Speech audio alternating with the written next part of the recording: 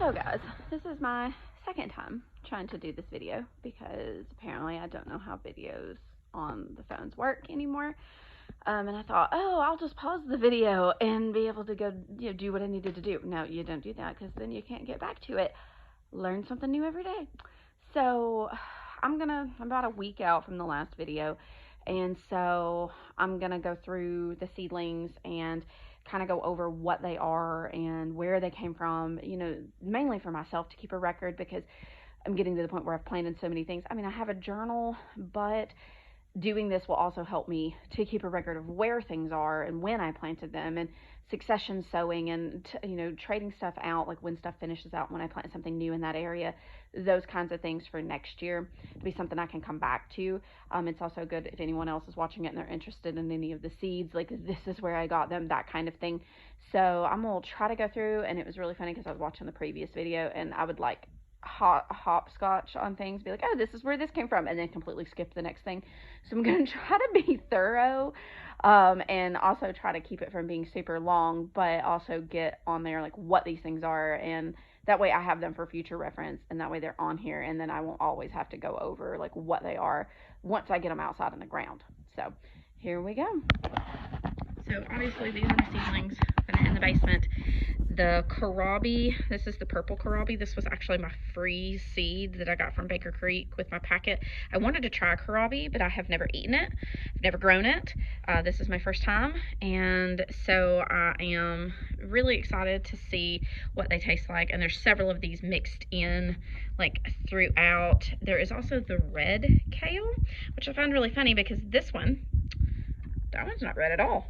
But this kohlrabi, that's a kohlrabi as well, but I have other of the red kales that actually look red. I gotta find it.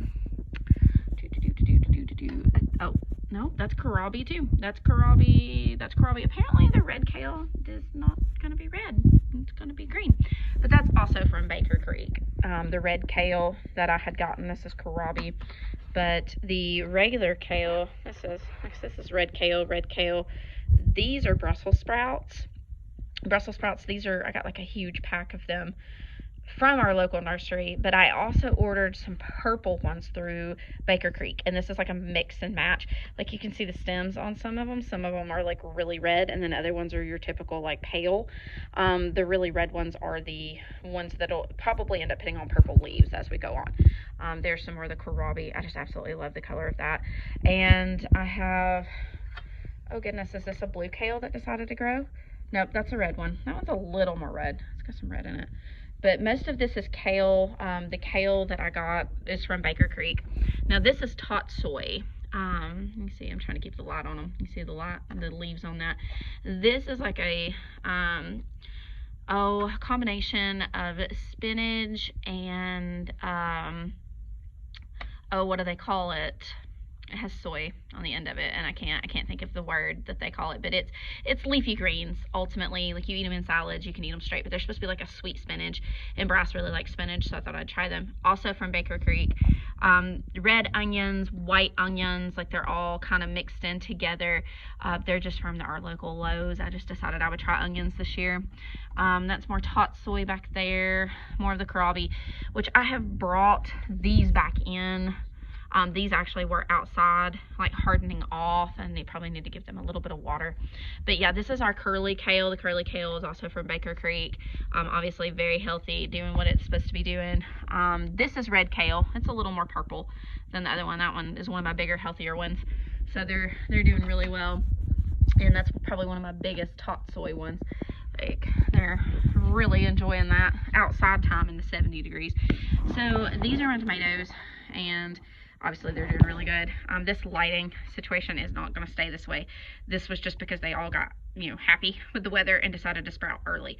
I bought some more of these. I actually have it, they came in yesterday. I just haven't had a chance to put it together and put them down here. But it'll hang on the same thing, and then I'll be able to have that all across this. But these are pumpkin spice jalapenos. Those are from Baker Creek. These are Aunt Molly's ground cherries. These are from Baker Creek. This is Daddy's little Tommy Toes. They are not, I have no idea what they actually are, but they look like the bumblebee variety. They're pink and yellow striped. They're little Tommy toes. Obviously, every one of these came up, like germination rate, they did really well. The surprise one, I'm not going to tell you because it's a surprise and Toby watches these videos, so I don't want to give that away before it does its thing. But I have the Sunrise Bumblebee tomatoes back there, Solar Flare, also from Baker Creek. The Black Beauty eggplant is also from Baker Creek. Like, I did a really big order between them and Hudson Valley Seed Company. Like, that's where I got the majority of my things. But these, obviously, all of them are healthy. All of them have sprouted. You know, I've got like one, which I don't even know if that one's a dud because it looks like it may be trying. So, I mean, they're pretty healthy seeds. They are doing well. I'm keeping them alive 1 week at a time. So we'll see, but I'm gonna keep you on this time and walk out to the main gardens because that was my problem. I thought, oh, I'll do this and I'll just click that little button and pause it. You don't pause it. You don't do that. Not on an iPhone anyway. I don't have that option. But man, it kind of looks like it might rain, which would be okay because we need it. But yeah, kind of looks like it might. But I wanted to show you these two beds. These are beds that Toby did from old tanks. Like this was like a propane tank, and he, you know, drilled holes in the bottom for drainage, and he spray painted them, make them really pretty. But we got dirt in them, got them up against the house, and I planted calamine. No, not calamine. Oh my goodness. Chamomile tea, like chamomile in there, and euthanasia in there for herbal teas.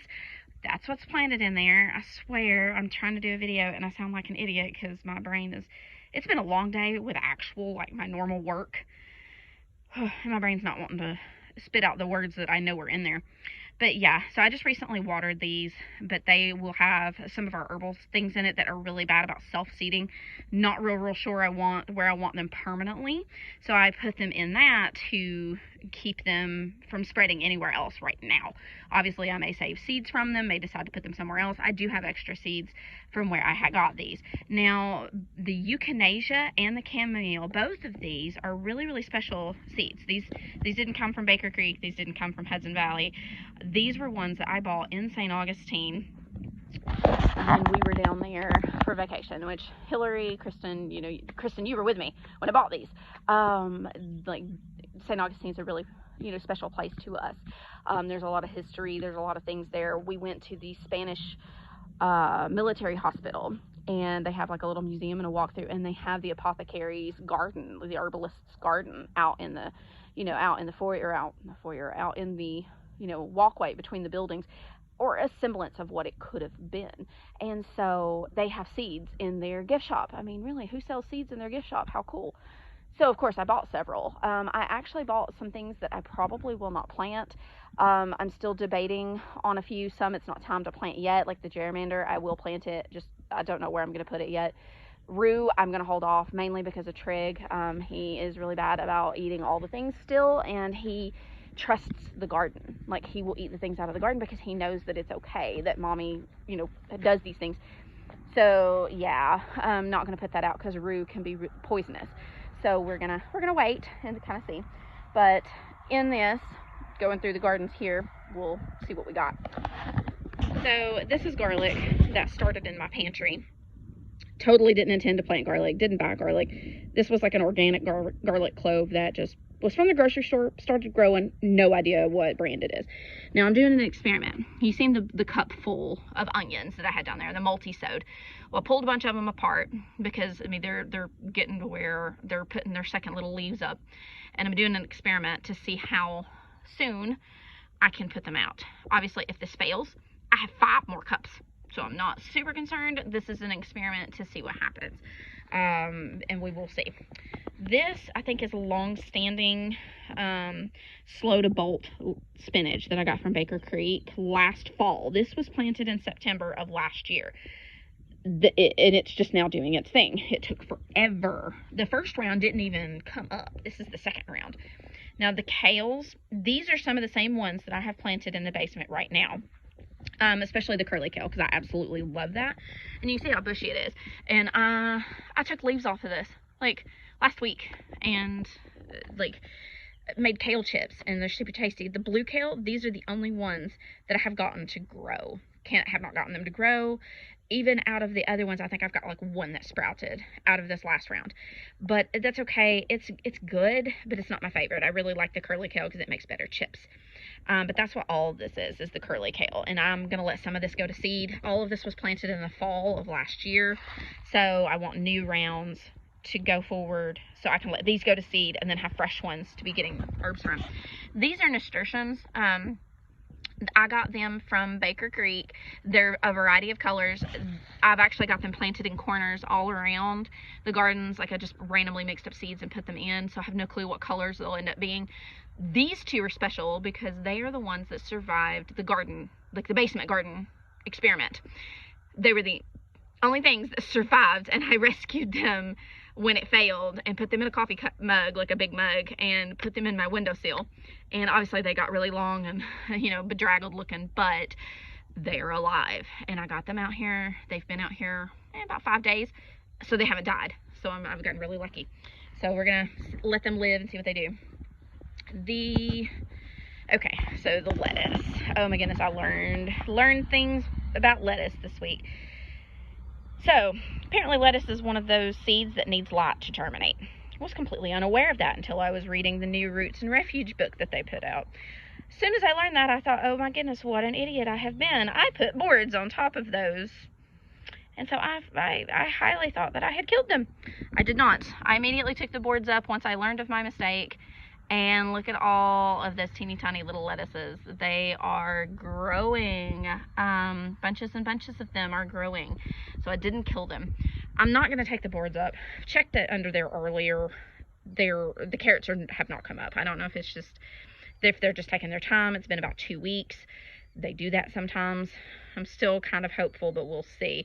But all of these lettuces, I think one of them, I think it's on this end, it's like a red lettuce, and it came from Baker Creek. The rest were all like Home Depot, Lowe's, like your just standard box store lettuce seeds, like crisper lettuce and red lettuce and just curly lettuce, because I really didn't expect it to live. To be honest, I really didn't expect them to come up. And over here is the cilantro. I know I keep ignoring it, but it really is magnificent because this was planted in August of last year, and it has survived the winter, and it is doing its thing. I will probably plant some more later on, but it's got new growth. It's super healthy. I've been taking stuff off of it and eating it in stuff all winter, and even now, like I put some in a tuna salad earlier this week. So it's doing great. Definitely something I will continue to plant because I love cilantro. Obviously, you've seen the black tubes going through here. This is the soaker hose system for watering that we're trying this year. Obviously, there's going to be a few little glitches here or there we need to work out, like the hose being too long for this section. You know, I've got a bunch of it that's just kind of laid there so the water isn't wasting in that. I've been putting that in a water bucket to collect the water. We're going to cut that, and we're going to splice it, and we're going to splice it into the one out here in these, because it will, you know, extend this one where we need it to be longer because there's larger beds out here. I'm going to go through the 1 or 2 things we've got planted out here, which I say 1 or 2. I think we've got like 5, but there's really not a whole lot planted out here right now, just simply because these are going to be where we put more of our summer type things. I did plant the elephant dill right here. None of it's come up yet. I just put it in the ground. That is also from Baker Creek. This is all oregano. It's a mess, but it will come back. You can't kill it. Mint in that corner, sage, rosemary, and then the strawberries that are spreading out. We hope the strawberries will fill in this whole area. But for the meantime, we're going to plant some dill right there because that's where it was last year and it did really well. So we'll see.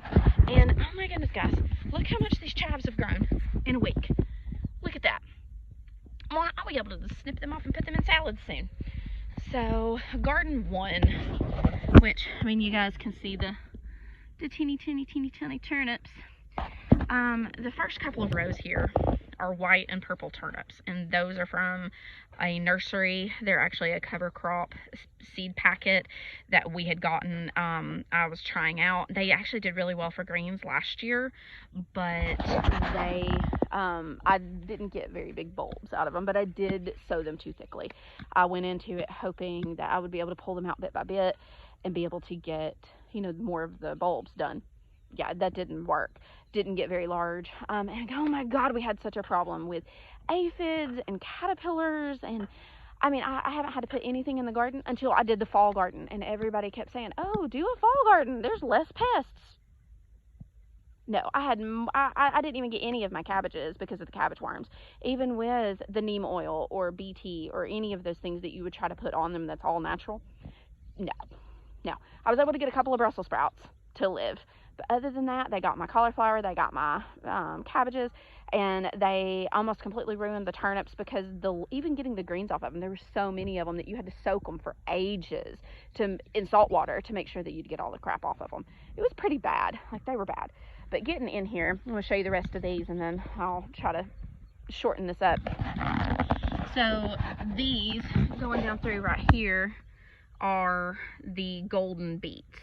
They are also from Baker Creek, and you can see them kind of split out through there. And then these 2 rows are the watermelon radishes. Now they're supposed to get about this big. They're green on the outside, they're red on the inside. They're from Baker Creek. I think they call them Japanese watermelon or Japanese red meat is sometimes what they're called, but I've also seen them called watermelon radishes because they really do look like little watermelons when you cut them open. They're supposedly really good in stir fries, so we will see. Hopefully they're coming up, they're looking healthy. These over here, like these 3 rows, are a variety pack of radishes from Hudson Valley Seed Company. And so I did a bunch of these in Garden Red last fall. They were great. I got multiple rounds of really good radishes. These are some of the last of the seeds out of that packet, which I'm going to keep the packet because they're the ones that their artwork on their packets are gorgeous. Like, just beautiful. They have artists come in and like do their packages. Hillary, I think me and you talked about this like last fall when I was planting some of them. So yeah, they're the ones with the real pretty packaging. So I'm definitely keeping the packaging on it, even if it's just to decorate my garden journal with. So those should be fine. I mean, I think they've got the French breakfast radishes in it, the cherry radishes in it, like the big bold reds. Not 100% sure what all they're called, but it is a variety pack. So you're going to get the little ones, you're going to get the big ones, you're going to get the long thin ones, you're going to get the white ones. Those were the 4 types that I seen when we were harvesting them last year. And right here is one of the things I'm really excited about. Can't wait till they get bigger. Are the King Tut purple potted peas. Look there. Got one there, and one there, and one there, and they're all going down through there.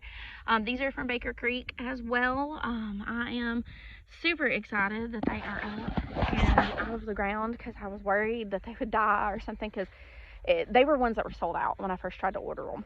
And so I was hoping to be able to get a set of them, and then I couldn't. And next thing I know, they're available. So I got one. So cross our fingers that they live and that they put on, and I actually get to see what they look like and see how they do in our weather, mainly because this is my first time growing them. They may not do well, and if they don't do well here, then that's okay. I mean, I'm doing them mainly for their colors and things like that for the kids, because I'm trying to add more color to the garden, make it more fun for the kids. I mean, I've got red okra, pink okra, green okra. I'm going to have red beans and purple beans and like speckled beans and all kinds of crazy things, mainly to try them. I mean, I've never ordered out of a seed catalog until last year, and actually got, the seeds that were not sold at our box stores. So it'll be a fun year of learning and seeing what works here and what doesn't. I fully expect there to be a couple of failures. We will see how that goes. One last thing that's planted here, it's not up yet. It's planted right here, and it is a strawberry spinach. It is about 10 inches right there. They're little tiny seeds, but it is a strawberry spinach, and it climbs, and so that's why I put it right here. It is a spinach where you eat the leaves. It does really well in the summer. It's not like your normal spinaches that die off in the heat, and it puts on these red berries that I've heard them described as mild strawberries, like very, very mild, almost like, you know, wild strawberries that you would pick, not like the real big juicy ones, but like those little bitty tiny seedy ones that were real watery tasting. I've heard that they're described like that, but then I've also heard that depending on when you pick them, they are sweet. Like people do, you know, mainly they put them in salads with the greens, and it's that little sweetness with the crisp. So we'll try it. We'll see if the kids like it. Bryce really likes spinach, but obviously the spinach is probably going to die off once it starts warming up, so I wanted something for him to be able to, you know, to have. So it's one of those things that, hey, we're going to try it. We're going to see how it does. And then we're going to, you know, if we want to grow it again, we'll grow it again. But it'll be something interesting along with several of the other things. I'm growing many new things this year that I have never grown. And so I'm going to end the video showing you the completed swing. Obviously, we still got to touch up the stain around the bottom of the posts. But oh my goodness, I love this thing. Look at that. Isn't that gorgeous? That view.